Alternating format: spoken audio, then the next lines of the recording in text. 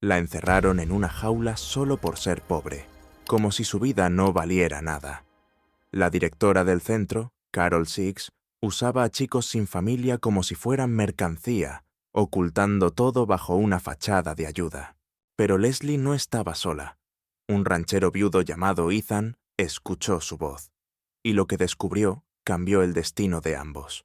Y ahora, prepárate, porque esta historia no solo indigna, conmueve, inspira y demuestra que la justicia, aunque tarde, siempre llega. Eran casi las 3 de la madrugada cuando Leslie Garner escuchó el chasquido seco del cerrojo a sus espaldas. En la oscuridad, sus oídos se agudizaban más que nunca, y ese sonido, pequeño, metálico, definitivo, era lo único que se movía en un mundo que parecía haberse detenido. Estaba sentada, encogida dentro de una jaula de acero apenas más grande que un cajón para perros, colocada en el rincón de un viejo granero, olvidado por todos, menos por quienes lo usaban como prisión. A su alrededor, el aire tenía un olor denso y persistente, mezcla de orina seca, óxido, madera mojada y fardos de heno fermentado. El frío del suelo se colaba a través de su ropa delgada, empapando sus huesos, y cada respiración era un esfuerzo para no quebrarse del todo. Tenía 17 años y llevaba casi 3 semanas sin ver la luz del sol. No había cometido ningún crimen. No había juicio, ni cargos, ni defensores. Su único delito había sido nacer pobre, en un hogar fracturado por el abandono y la indiferencia. Su madre había fallecido cuando ella tenía apenas 14, y su padre se había esfumado mucho antes, arrastrado por sus propios fantasmas. El sistema nunca le ofreció una opción real. A los 16 la derivaron a un centro llamado New Promise Home, un nombre que sonaba a esperanza, pero escondía todo lo contrario. La dirigía Carol Six, una mujer de sonrisa afilada y ojos fríos, que se presentaba como reformadora de jóvenes problemáticos. En los papeles, era un refugio para chicos difíciles, una última oportunidad para los que nadie quería. En la práctica, era un sitio donde se silenciaban vidas, donde los invisibles eran aún más invisibles. Carol manejaba el lugar como una empresa, porque eso era.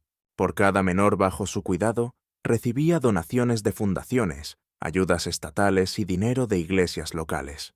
Mientras los muchachos más dóciles trabajaban en la cocina, en los campos o limpiando instalaciones, los que desafiaban su autoridad eran llevados a lo que ella llamaba las sombras. Era su forma de castigo, pero también su advertencia. Allí van los que olvidan su lugar, solía decir con una sonrisa casi maternal. A Leslie la habían llevado a las sombras la noche en que preguntó por una chica desaparecida, una que había compartido habitación con ella, y, de un día para otro, simplemente ya no estaba. Carol la observó en silencio durante unos segundos. Luego asintió y murmuró algo al oído del supervisor.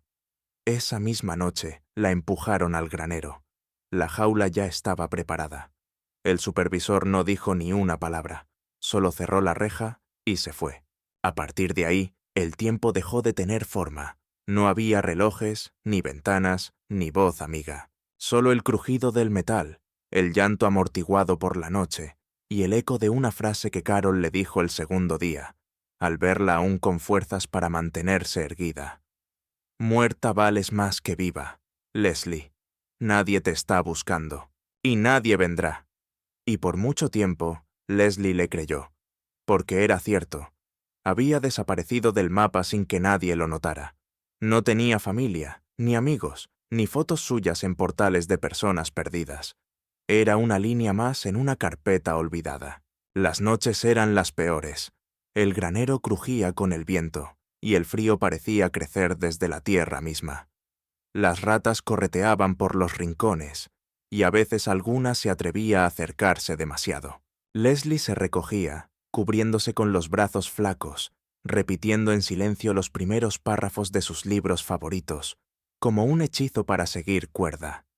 No soñaba con escapar, soñaba con sobrevivir, hasta que una madrugada, Cuando la desesperanza ya había cubierto todo como una sábana pesada, escuchó algo diferente.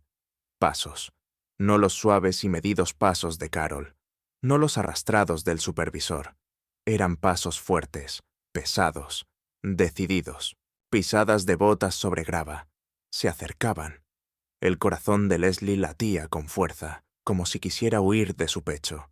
No sabía si era un nuevo castigo o algo peor, pero en el fondo, una chispa se encendió, pequeña, temblorosa.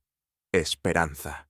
Ethan Reeves tenía 39 años, la mirada cansada y las manos de un hombre que había aprendido a seguir adelante aún después de perderlo todo. Su esposa había muerto hacía 4 años, y desde entonces su vida giraba en torno a sus 5 hijos y la granja familiar. Aquella mañana no buscaba a nadie, solo buscaba madera.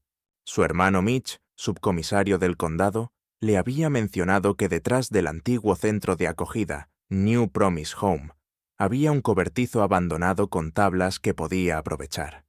Ethan condujo hasta allí con su camioneta, sin sospechar que lo que encontraría cambiaría su vida para siempre. Al acercarse al cobertizo, el aire le pareció raro. Había un olor a humedad vieja y metal oxidado. No era normal. Dio unos pasos más y se detuvo. Un sonido débil, casi un lamento, le llegó desde dentro. «Por favor, no te vayas». Ethan se tensó. Miró alrededor.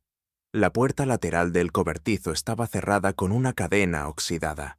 Tomó una palanca de su camioneta, forzó el candado y entró. Y entonces la vio. Una joven encogida en una jaula, desnutrida, con los ojos hinchados y la piel marcada por lo que parecían lazos o cuerdas. Temblaba, pero su mirada seguía viva. Cuando él dio un paso al frente, ella susurró con voz temblorosa: «¿Eres uno de los de ella?» Ethan sintió un nudo en el estómago. «No, pequeña, yo te voy a sacar de aquí». La tomó con cuidado entre sus brazos. No pesaba nada. En la camioneta, mientras llamaba a su hermano, ella se desmayó por completo, deshidratada, exhausta. La policía llegó rápido. Carol Six, la directora del centro, estaba quemando carpetas detrás del edificio. Negó haber visto a Leslie, pero Ethan ya había tomado fotos, y cuando Leslie recuperó el habla, dio nombres. Varios chicos estaban desaparecidos. Algunos ya habían sido encontrados muertos. 2 seguían en el cobertizo. El resto no se supo más. El caso tomó meses. Mientras tanto, Ethan se convirtió en su tutor legal temporal. No era lo que había planeado, pero algo en sus ojos le impedía dejarla sola otra vez. En casa, el cambio no fue fácil. Su hijo mayor, Toby, de 17, veía en Leslie una intrusa. «Tú no eres de los nuestros», le dijo una noche con frialdad. Leslie lo miró con serenidad. «Lo sé, pero sigo siendo persona». Y por primera vez en años, alguien lo hizo reflexionar. A Leslie le tomó mucho tiempo volver a dormir sin sobresaltos. Durante meses, despertaba en mitad de la noche con la respiración agitada y las sábanas empapadas de sudor. Se le hacía imposible cerrar los ojos sin escuchar cadenas, sentir encierros o pensar que volvería a ser invisible. Ethan, con esa calma que parecía venir del silencio de la tierra misma, no decía mucho. En lugar de eso, construyó una pequeña habitación junto al pasillo principal de la casa, con una ventana amplia, una lámpara cálida y una puerta sin cerrojo. Cada noche, antes de irse a dormir, le decía lo mismo: «La dejo abierta para que sepas que aquí no hay jaulas». Leslie, al principio, solo asentía, pero poco a poco, ese gesto, tan simple y constante, se convirtió en un símbolo. Con el tiempo, comenzó a respirar sin miedo. Empezó a ayudar en casa, sobre todo con los más pequeños. Aprendió a cocinar recetas que Ethan no recordaba desde que su esposa vivía. Le gustaba leerles cuentos por las noches y organizaba juegos en el jardín. Los niños la adoraban. Un día, al ver cómo corregía con cariño la lectura de la más chiquita, Ethan le preguntó con sorpresa: «¿Dónde aprendiste todo eso?» Ella sonrió con melancolía. Mi mamá era bibliotecaria. Antes de que todo cambiara. Aquel comentario bastó para que Ethan entendiera que había muchas más historias dentro de Leslie que aún no se atrevían a salir. Pasó un año. El juicio contra Carol Six fue largo, tenso y lleno de obstáculos. Pero Leslie no se quebró. Fue la testigo principal. El día que subió al estrado, su voz temblaba al principio, pero luego, con una fuerza nacida del dolor y la dignidad, dijo: «Ellos pensaron que yo no valía nada, pero hubo una persona que me hizo sentir que valgo una familia». Aquellas palabras resonaron en la sala, y quizás también en muchas otras que veían el juicio desde afuera. Carol fue condenada a 45 años. La sentencia fue clara. Ningún niño debería ser olvidado por ser pobre. Leslie, tras el juicio, recibió una beca para estudiar Derecho. Decidió que su vida tendría propósito. Quería defender a quienes nadie escuchaba, a los invisibles, como ella alguna vez fue. El tiempo pasó.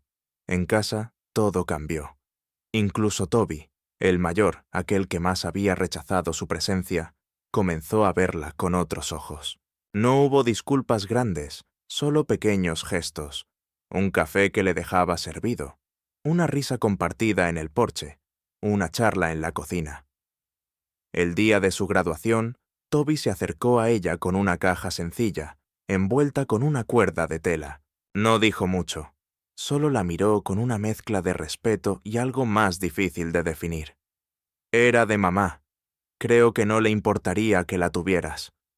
Luego se dio la vuelta y se alejó. Dentro de la caja, Leslie encontró un colgante de plata en forma de corazón. En el reverso, grabadas con delicadeza, estaban las palabras: «You are loved». Y en ese instante, sin miedo, sin reservas, Leslie lloró. No de tristeza, sino de algo que jamás creyó que volvería a sentir: pertenencia.